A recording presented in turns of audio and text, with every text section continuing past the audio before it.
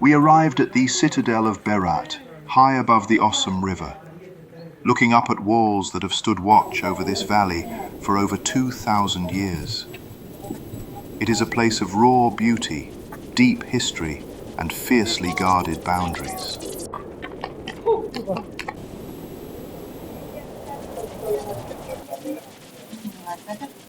But stepping through the main archway into the upper fortress, you quickly see this place is an exception.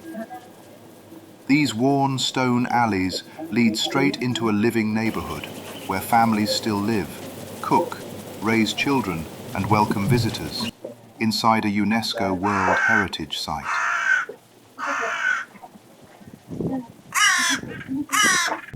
As we step further into the inner pathways, the noise of the modern town below just seems to drift away. Stepping deeper into the cobblestone paths, you notice how polished these stones are underfoot, worn smooth by over 2 millennia of human footsteps, horses, and wagon wheels.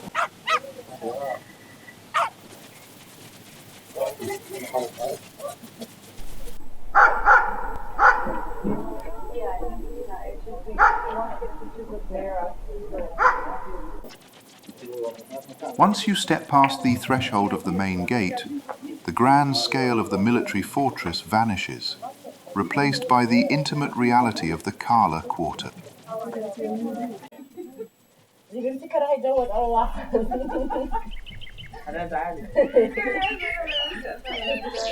Oh wow.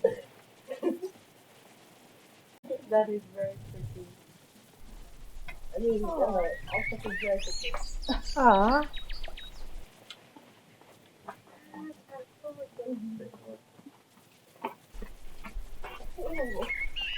Thank you, thank you. Thank you.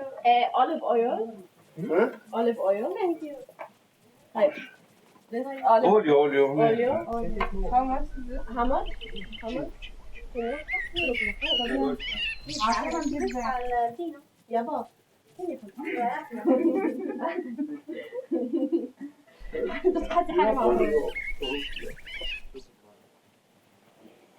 انا عم بدمع من الكحول مش قادرة مسحني شو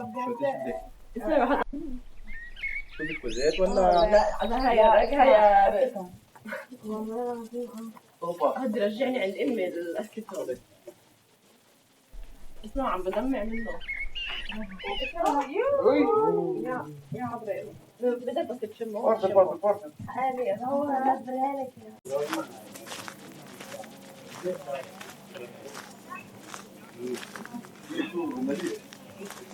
Evina, izlejte, ako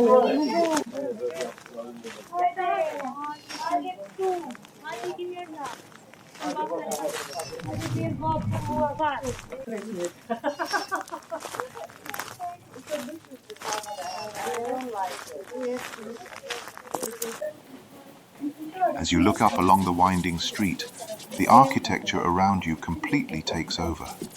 Small stone houses line both sides of these narrow alleys, built in that classic Ottoman style with crisp white walls, heavy timber beams, and row after row of windows looking down over the path.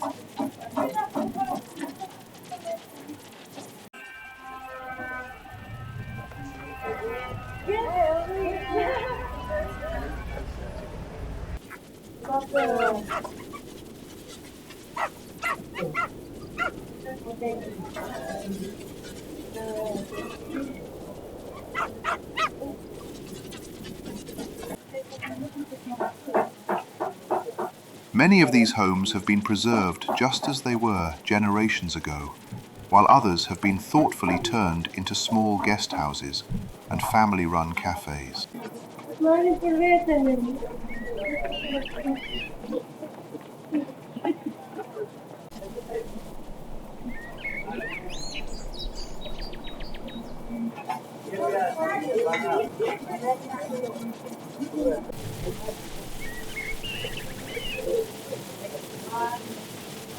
The light afternoon chatter of visitors mixes easily with the quiet hum of local daily life, giving the whole place a relaxed, unhurried feel. It really feels less like visiting a tourist landmark and more like wandering through a peaceful, hidden village that just happens to sit high above the valley.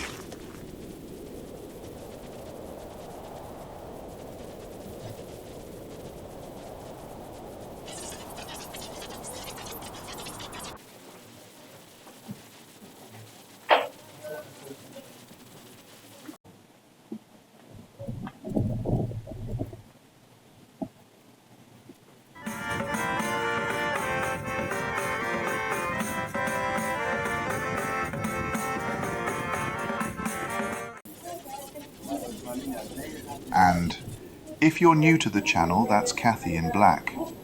And trailing behind her is our niece, Ornella, who took a long red-eye flight to join us on this road trip.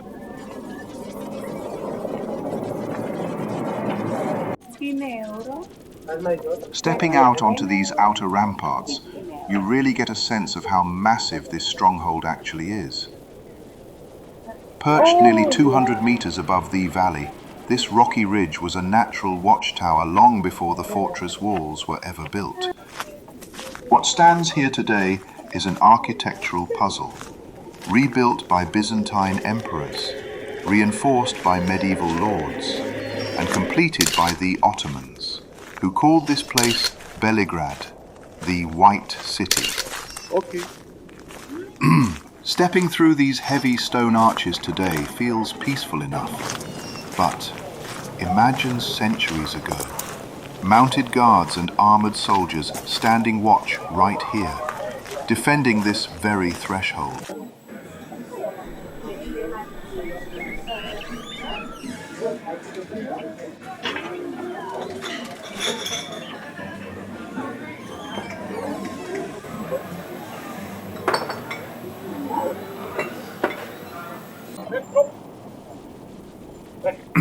Albania's ancient mountain breeds were historically bred to defend livestock from wolves, and while they still have that fiercely independent guardian instinct, nowadays you'll often find them taking a relaxed stroll through the fortress streets.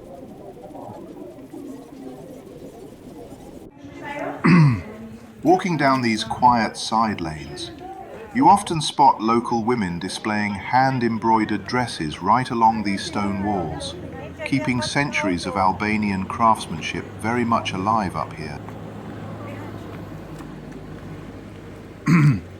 It's a striking contrast. A nation that spent 47 years completely isolated from the outside world, now serving cold Dutch beer under the tiled roof of an old stone taverna.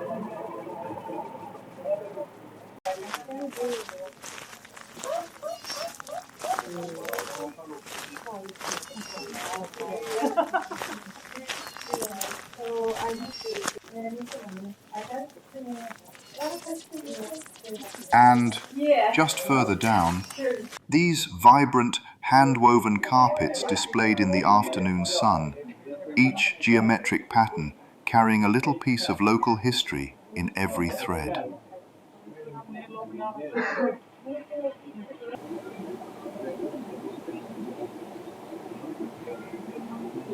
These tight maze-like streets were actually built with a purpose, designed as a tactical defense to disorient invading armies if they ever managed to breach the outer gates.